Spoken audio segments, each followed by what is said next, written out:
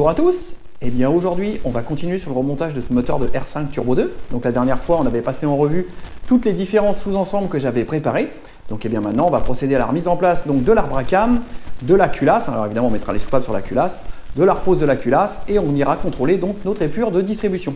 Allez, sans plus attendre, on y va. On va commencer par remettre donc l'arbre à cam en place avec les deux vis support de platine. On va mettre en place donc notre pignon, notre chaîne, faire notre calage. Alors là-dessus, c'est très simple le calage. Vous avez un repère sur la poulie, sur le pignon d'arbre à cam, pardon, un sur le poulie d'arbre à cam. Donc il faut les aligner, donc c'est tout simple. Donc on va commencer par mettre ça en place. Une fois que l'arbre à cam sera remis en place, on va pouvoir donc remettre les soupapes en place sur la culasse. Afin de pouvoir remettre en place la culasse définitivement sur le bloc, ce qui va me permettre de pouvoir après, avec les culbuteurs, évidemment les tiges de culbuteurs et les poussoirs, de pouvoir aller contrôler mon épure de distribution si ça correspond bien à ce que je veux.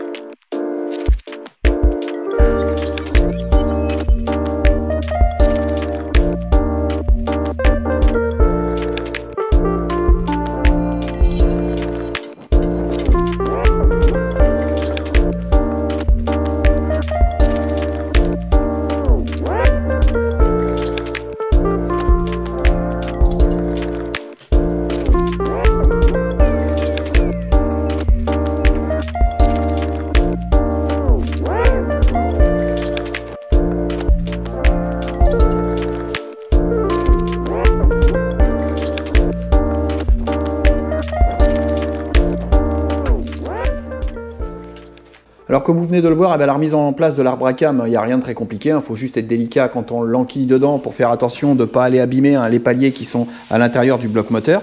Et puis après, la remise en place du pignon de vilebrequin ici et la remise en place du pignon d'arbre à cam. Alors c'est claveté en haut, c'est claveté en bas. Pour le calage, c'est simple, on a un repère sur le pignon de vilebrequin, vous avez un repère sur le pignon d'arbre à cam.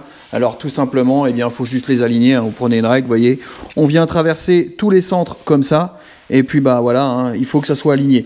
Donc là, il y a très peu de chances de se tromper, parce que évidemment, quand vous mettez soit une dent sur l'arbre à cam ou une dent sur le vilebrequin, tout de suite, vous êtes complètement désaligné. Donc là, on ne peut pas se tromper.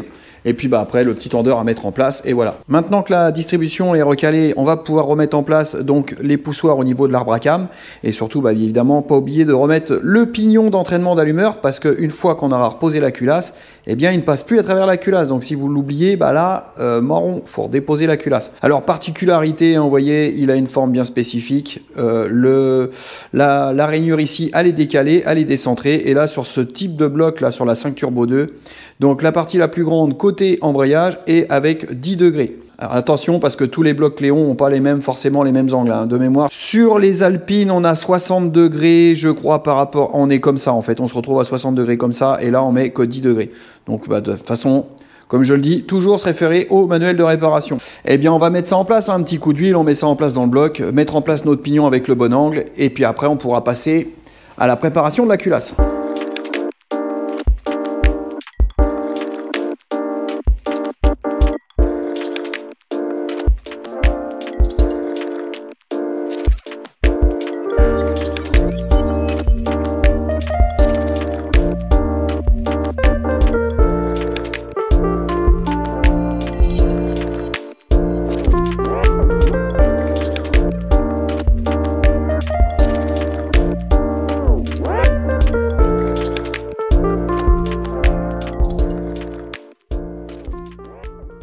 Alors comme je l'ai dit juste avant, là on aperçoit le pignon d'allumeur dans le fond, donc avec ses 10 degrés d'inclinaison et la partie la plus large, elle se trouve sur le côté embrayage.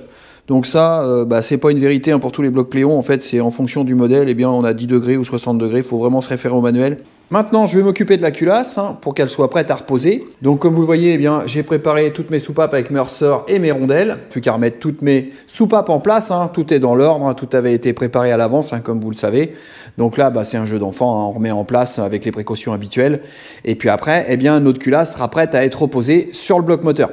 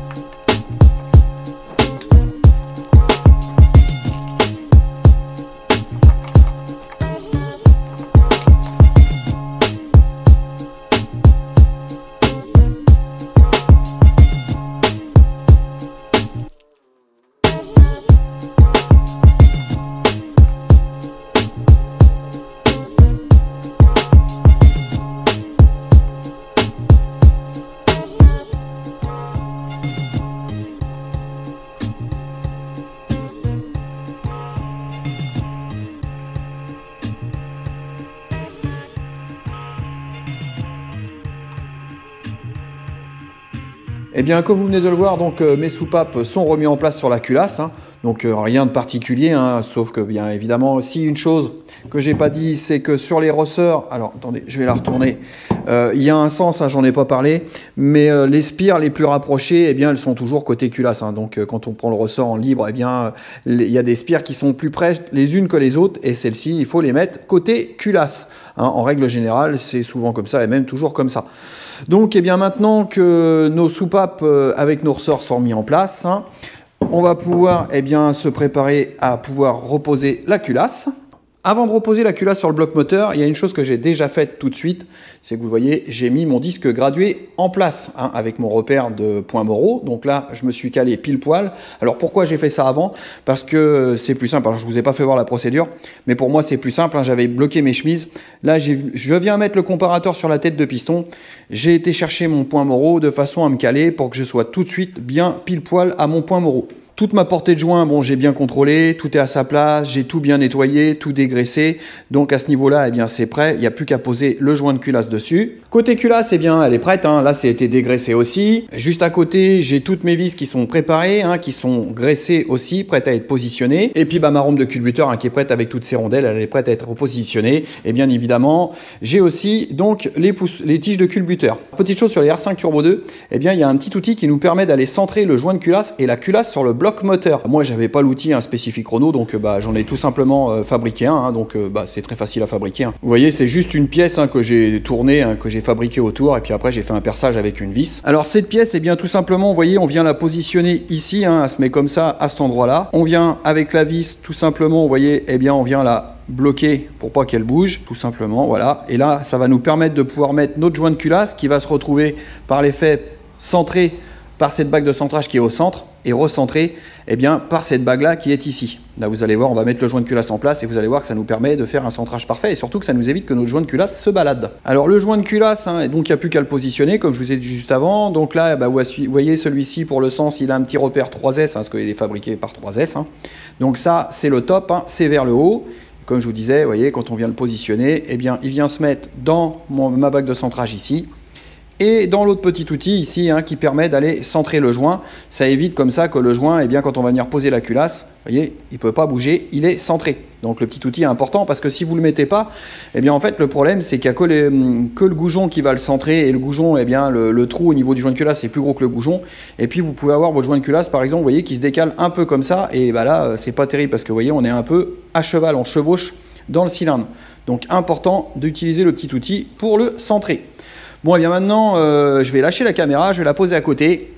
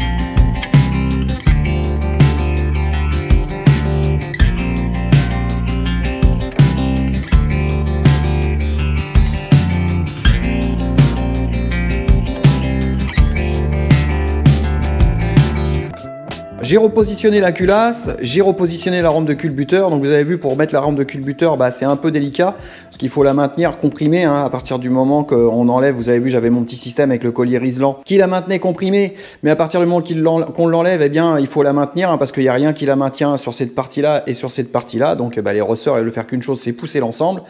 Donc eh bien là, il faut jouer un petit peu des coudes hein, pour aller la mettre en place, pour qu'elle rentre dans les centreurs de chaque côté, et puis surtout que tous les culbuteurs, tout le monde tombe en face. Bon voilà, hein, voilà, faut pas s'énerver, faut y aller tranquillement et ça y va. Donc j'ai remis les goujons en place, tout est approché. Donc maintenant, eh bien, j'ai plus qu'à procéder au serrage de la culasse.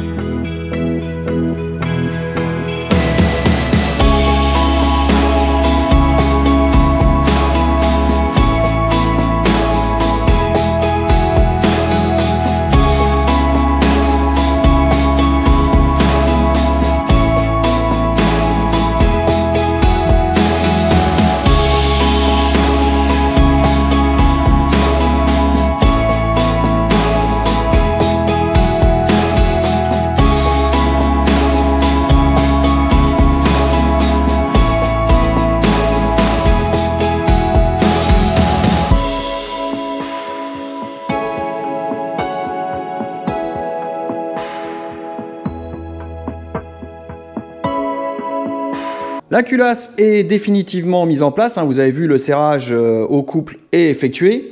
Et bien maintenant, il va me rester à régler tous mes culbuteurs. Donc, alors je vais surtout en régler 2 à 0,40, hein, c'est ce que me donne le fabricant de l'arbre à cam, afin d'aller pouvoir faire mon relevé d'épure de distribution. Donc là, bah, ce que je vais faire, c'est que je vais régler mes culbuteurs, et puis après, je vais pouvoir mettre en place mes comparateurs hein, pour aller faire mon relevé d'épure, pour m'assurer que ça correspond bien à ce que je veux et à ce qu'a donné le fabricant de l'arbre à cam. Et puis, petite chose, là, vous voyez, bah, maintenant, on se rend compte qu'on en avait parlé la dernière fois, que tous mes culbuteurs avec les rondelles que j'ai créées, eh bien, ils sont tous parfaitement centrés donc sur les soupapes. Alors il y a eu un commentaire qui disait oui, mais ils étaient alignés sur la rainure. Alors c'est pas sur la rainure qu'on veut qu'on soit, hein, c'est qu'on veut que le poussoir du culbuteur, là, le toucheau, qui soit parfaitement centré eh bien, sur la queue de soupape. Je vous mettrai une vidéo en description où on voit des soupapes en fonctionnement à haut régime, et vous allez voir ce qui se passe, c'est que la queue de soupape à très haut régime, quand il y a avec les fréquences de résonance, eh bien on voit la queue de soupape qui se balade comme ça de gauche à droite.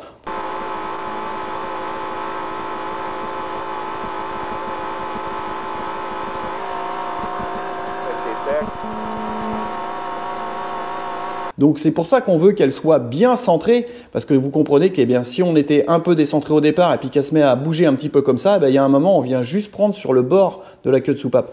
Et c'est pas pour une question d'être aligné sur la rainure, hein. Là, de toute façon, ça ne changera rien du tout à ce niveau-là. L'effort, il est bien réparti là. Là, vraiment, ce qu'on veut, c'est qu'on soit parfaitement centré, vous voyez, sur la queue de soupape. Et là, eh bien, c'est le cas maintenant. Donc, eh bien là, je vais régler mes culbuteurs, mettre mes comparateurs en place et je vais faire mon relevé d'épure de distribution.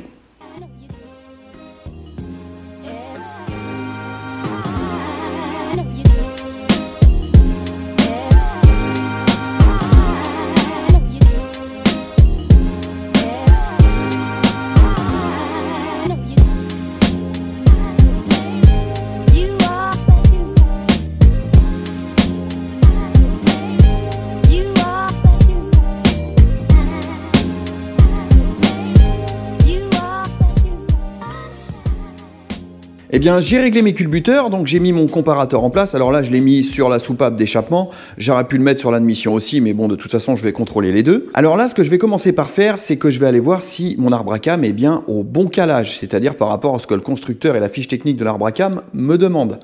Alors le fournisseur m'a dit que je pouvais conserver la poulie d'origine, eh bien c'est ce qu'on va voir en faisant le relevé. Et si toutefois ça ne correspond pas aux caractéristiques d'origine de l'arbre à cam, eh bien on sera obligé de remplacer cette poulie-là par une poulie réglable. L'arbre à cam qu'on a posé, donc c'est un 4 cam. Donc vous voyez là il y a différentes valeurs ici, ce qui nous donne, là l'H-ramp il nous donne, ça c'est le jeu qu'on doit mettre pour le fonctionnement. Ils nous disent que vous voyez la durée d'ouverture avec 1/10 de jeu, eh bien c'est un 280 degrés et avec 1 mm ici, ils nous disent que c'est un 236 degrés. Nous ce qui nous intéresse pour l'instant c'est pas ces valeurs-là, c'est celle-ci. Donc là ils nous disent que nos sommets de cam, eh bien ils doivent être à 110 degrés. Donc c'est ça que je vais aller contrôler, ça veut dire la pleine ouverture de l'admission et la pleine ouverture de l'échappement. Ça veut dire que respectivement, eh bien, je dois être à 110 degrés avant le point Moreau et là 110 degrés après le point Moreau. Ça c'est ça le point Moreau.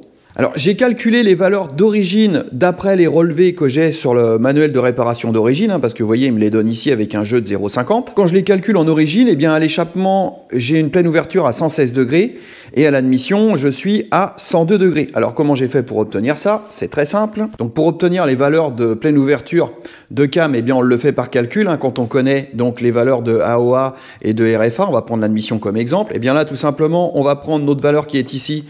Donc ici, nous avons 28 degrés, plus les 52 degrés, de avance ouverture admission, retard fermeture admission, plus 180.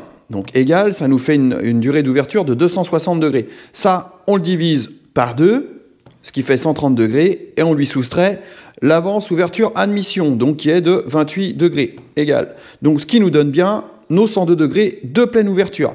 Et donc j'ai fait le même calcul pour la partie échappement et je suis à 116. Alors le constructeur de l'arbre à cam, lui, nous dit qu'il faut les caler à 110 degrés respectivement pour l'échappement et l'admission. Ça veut dire, vous voyez, c'est égaux. Vous avez vu que j'avais réglé mes culbuteurs, mais donc pour relever cette valeur-là, eh bien en fait, peu importe le jeu que vous avez au culbuteur, parce que de toute façon, on vient chercher la pleine ouverture de la cam d'admission ou d'échappement. Alors peu importe qu'on ait du jeu ou qu'on n'ait pas de jeu, de toute façon, on trouvera toujours la pleine ouverture de l'admission ou de l'échappement avec le comparateur. Alors maintenant, eh bien, je vais aller faire mon relevé sur ma soupape d'échappement parce que j'ai déjà mis en place dessus. Donc, logiquement, si je trouve 110 degrés sur l'échappement, eh bien, je devrais obligatoirement trouver, 110 degrés sur l'admission.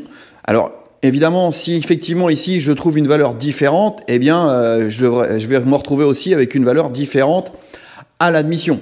Donc là, c'est ce qu'on va voir tout de suite. Je vais aller faire mon relevé de pleine ouverture et puis on va voir ce que ça donne.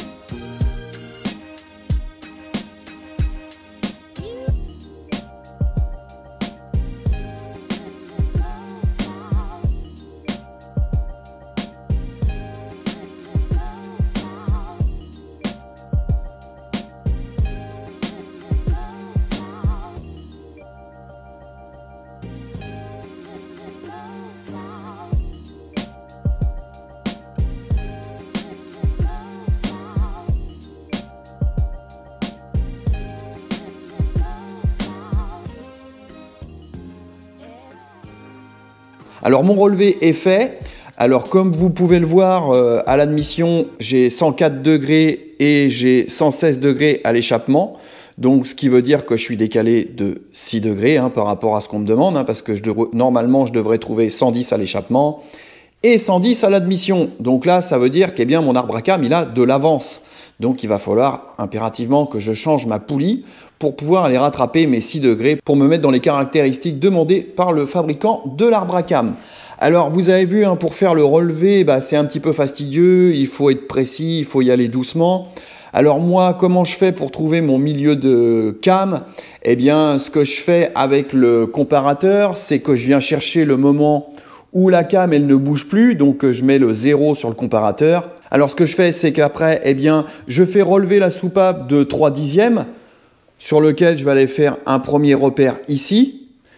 Après, je continue à tourner. Donc la soupape, elle redescend, donc elle s'ouvre complètement. On arrive ici et après je continue et je la fais remonter, et bien refermer de 3/10, ce qui me donne un point, un autre point ici. Donc après, eh bien on calcule le nombre de graduations qu'on a, on la divise par 2 et eh bien ça nous donne notre pleine ouverture de la soupape concernée. Parce qu'effectivement, si vous y allez juste comme ça, aller chercher, comme quand on arrive au sommet, eh bien, il y a un moment, vous allez être sur la bascule de la soupape et vous pouvez être au début ou à la fin. Nous, ce qu'on veut, c'est vraiment le milieu de la came. Donc, en faisant cette méthode-là, eh bien, on vient chercher une valeur et là, on vient vraiment, en divisant par 2, chercher pile poil notre milieu de came. Donc résultat, comme je vous disais, eh bien, je suis à 116 et 104, donc je suis pas bon, hein, parce que vous voyez bien, il nous demande 110 et 110. Et quand on regarde d'ailleurs, par rapport à l'origine, hein, à l'origine on a 116 et 102, vous voyez que l'échappement, on tombe pareil. Donc l'échappement, l'admission, non, parce qu'en fait les points de milieu de came sont un peu plus éloignés que l'origine. Qu'est-ce que ça provoque si on laissait ça comme ça? Eh bien, ce qui se passe, c'est comme notre milieu de came d'admission, il est plus près du point mort haut, donc par l'effet, eh bien, on va augmenter notre avance ouverture admission. Et bah, par effet aussi, on va diminuer notre retard fermeture-admission et on augmente notre avance ouverture-échappement et on diminue notre retard fermeture-échappement. Donc, c'est pas ce qu'on veut. Si on veut que l'arbre à came qu'on monte, il fonctionne dans les bonnes conditions, il faut qu'on aille chercher nos 110 degrés de pleine ouverture pour chaque soupape d'échappement et d'admission. Donc, eh bien, ça va pas être compliqué, hein. Je vais mettre une poulie déphasable, hein, parce que ça existe, je l'ai déjà commandé. Et je vais pouvoir aller rattraper donc mes 6 degrés et me retrouver à mes 110 degrés demandés. Et une fois que j'aurai mes 110 degrés demandés, eh bien, vous voyez, il me demande de mettre un jeu de 0,40 pour le fonctionnement de cet arbre à came là. Et là, je pourrai aller faire mon relevé d'épure pour avoir mes AOA, RFA, AOE et RFE. Alors, comme vous l'avez vu à travers la vidéo, eh bien, il est important d'aller contrôler le calage de l'arbre à came, hein, parce que même si le fournisseur vous dit « mais non, mais tu peux remettre la poulie d'origine et ça va être bon », alors évidemment, pour ceux qui feraient ça et qui montraient un arbre à came, eh bien, sans contrôler le calage, eh bien, vous voyez, là, on se retrouve avec un décalage de 6 degrés. Donc, on va se retrouver avec un arbre à came qui ne va pas fonctionner dans les caractéristiques dans lesquelles il a été prévu. Et forcément, eh bien, vous allez dégrader les performances de votre moteur. Dans mon cas à moi, eh bien, j'ai commandé une poulie déphasable, hein, ce qui va me permettre de pouvoir aller rattraper mes 6 degrés, de pouvoir reprendre mes 110 degrés de sommet de came, admission, échappement. Et suite à ça, eh bien, je pourrais faire mon relevé d'épure pour voir ce que ça donne en temps d'ouverture sur l'admission et l'échappement. Alors ça, on le verra dans la prochaine vidéo, hein. Je remonterai la poulie, je ferai mon calage et je ferai mon relevé d'épure, ce sera pas très long. Et puis ça va me permettre de pouvoir refermer mon bas moteur, rhabiller le haut du moteur, parce que vous voyez là, une fois que ça va être fait, après il ne va pas rester beaucoup de choses à remettre en place sur le moteur pour pouvoir le réassembler sur la boîte et le remettre dans la voiture. Je vais vous faire voir rapidement, c'est qu'en attendant, eh bien, j'ai préparé d'autres pièces. Alors vous voyez, bah, l'alternateur, je l'ai remis en état, hein, complètement démonté. J'ai contrôlé les roulements, graissé les roulements, repris ma portée de charbon. Et puis, bah, comme à mon habitude maintenant, vous le savez, hein, ça a été microbillé, donc bichromaté. Le support, même acabit, hein, donc remis en peinture. Et puis, bah, surtout, j'ai changé toute la visserie parce que, bah, comme sur ce moteur, tout ce que j'ai pu trouver, eh bien, j'avais donc 3 vis ici, donc 3 vis de marques différentes et puis 3 vis qui n'avaient pas les bonnes longueurs. Donc, eh bien, j'ai remis ça en conformité. Vous voyez aussi à côté, on a le cache culbuteur qui lui a été microbillé, hein, puis évidemment les vis spécifiques aussi qui sont présentes ont été donc rebichromatées. Le collecteur d'échappement, lui, alors je ne l'ai pas filmé, mais vous voyez, on a mis de la bande thermique dessus, hein, donc ça c'est important, hein, surtout sur ce type de voiture-là, où qu'on a des températures qui peuvent grimper assez vite dans le compartiment moteur. Eh bien, le but c'est d'essayer justement de faire en sorte de limiter ça au maximum. Donc j'ai pas fait la seconde partie encore, parce que ici tout simplement, eh bien, je vais mettre un capteur EGT, donc je vais le mettre en place avant, et puis après, je vais aller mettre la bande jusqu'au bout ici, hein, et on fera la même chose au niveau du turbo et de la descente d'échappement. Vraiment, hein, pour s'assurer de limiter au maximum les températures dans le compartiment moteur. Et puis là, je trouve que vous voyez là, ça c'est pas quelque chose d'évident à faire. Mais bon, là, il est plutôt beau, je suis content de moi, c'est bien régulier, c'est propre, c'est nickel. Alors, on va en rester là pour aujourd'hui sur cette vidéo du moteur. On va attendre que notre poulie arrive et puis je ferai le remontage de ça avec vous et le réassemblage final du moteur.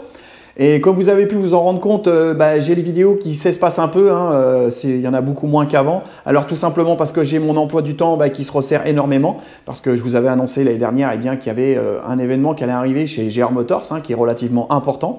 Donc je vous en dis pas plus pour l'instant, je vais vous en parler dans la prochaine vidéo et vers quoi on s'en va et qu'est-ce qui va se passer. Et bien sur ce, comme d'habitude, un petit pouce bleu, ça fera plaisir. Et je vous dis à bientôt, tchuss!